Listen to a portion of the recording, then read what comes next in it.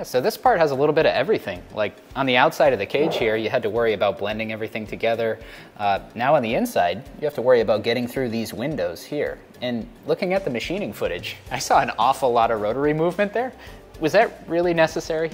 Yeah, so those toolpaths look really cool, really impressive, right? With sticking the tool all the way through this opening and reaching some of those faces. It actually was necessary. We really had to have those really complicated ops because, you know, from the first setup, we tried to access as much as we could, right? So in setup 1, we reach from inside the part and we reach down inside and we get the back sides of some of these things. But because we can't angle the tool very far without hitting over here, we weren't able to get some of these undercut areas.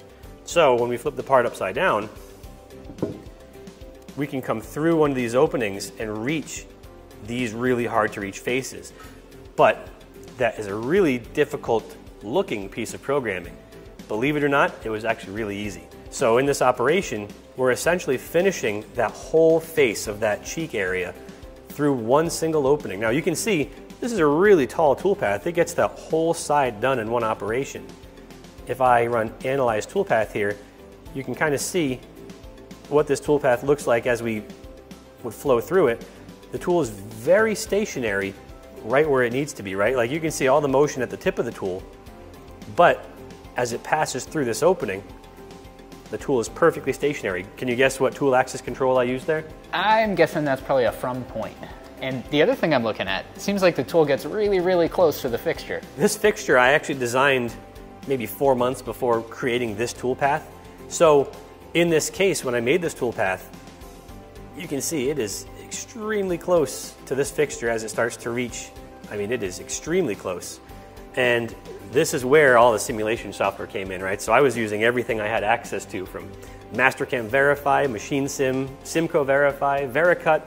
I used everything because in this case, these operations are the ones that make this part really cool.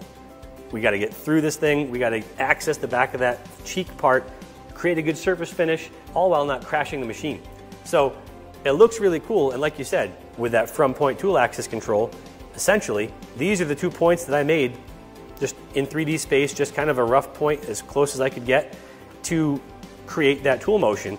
You know, creating the tool motion is the same as any other unified automatic toolpath where you have a drive surface, we retract it up to the actual mesh bodies, and everything comes from that point.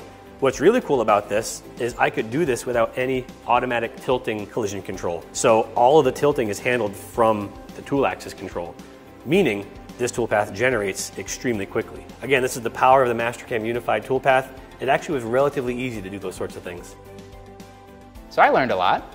And if you learned something, or if you have any questions, you can leave a comment. If you want to see how we made this part, the Mastercam part file is available for download on the Mastercam Tech Exchange. And if you want to see this part or a part like it, visit us at an open house or a trade show. We always try to have some really cool partnership projects with us on display. Again, thanks to our partners for making this possible. Thanks for watching.